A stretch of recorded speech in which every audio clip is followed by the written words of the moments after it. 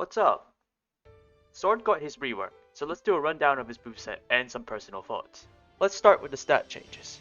Sword's hit points went from a 150 to 25 to a 125 to 75 distribution. This means that Sword has some shield to work with, and has more HP overall.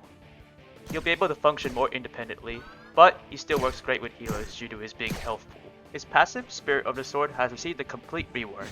It no longer provides shield when hitting people with his primary. Doing damage with your abilities and taking damage gradually fills up a gauge, and when the gauge is full, you can press the reload button to empower your next ability. You can cast empowered abilities regardless of its current cooldown, but doing so will put it on its full cooldown again. For the gauge, it takes Sword 10 primary hits, or 20 ability hits, or you need to take 200 damage to fill up the gauge from empty. In other words, your primary will fill up the gauge the fastest. Also, if you die, you respawn with an empty gauge. Sword's primary is left unchanged, so we're moving on to his abilities. Sword's secondary, Blade Beam, functions the same in its unempowered form. It just does 5 less damage. When empowered, Blade Beam will fire a projectile that does 20 damage after a short startup, and then returns to Sword again for another 20 damage on the way back. When the projectile hits an enemy, it does 15 damage to other adjacent enemies, just like the area of effect damage from Hyper Laser's headshot. Both the empowered and unempowered projectiles can go through walls now. Sword's Q Dolphin Slash is the same in its unempowered form, but it received a small hitbox increase, and the hitbox was changed from server side to client side. When empowered, Dolphin Slash will take to the air to perform 4 slashes after the first slash, doing a total of 39 damage to enemies hit. You must hit the first slash for the remaining slashes to do damage. Sword's E Lunge has received changes in its unempowered form. Unempowered Lunge no longer grabs the first target on hit, but it can hit multiple players, and you can cancel the lunge early by using his primary during the lunge. When empowered, Lunge aids 0.4 seconds of startup and grabs the first target hit, doing 20 damage to them. And finally, Sword's ult. Almighty Axelart has stayed the same, but using it instantly fills up the passive gauge.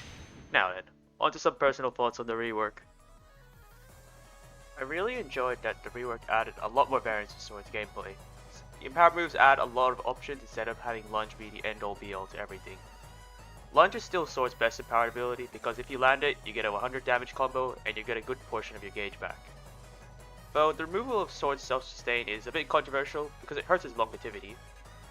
In a direct 1v1 against tanks, you get stat checked. But I don't think it's a bad thing because Sword's going to be the first frontliner that doesn't use self-sustain, unlike the other 3 frontliners we have. In exchange, Sword's damage output has improved a lot, especially if you're fighting groups of fighters. You're a lot more mobile with 2 lunges at your disposal, and you have the highest burst of the frontliners.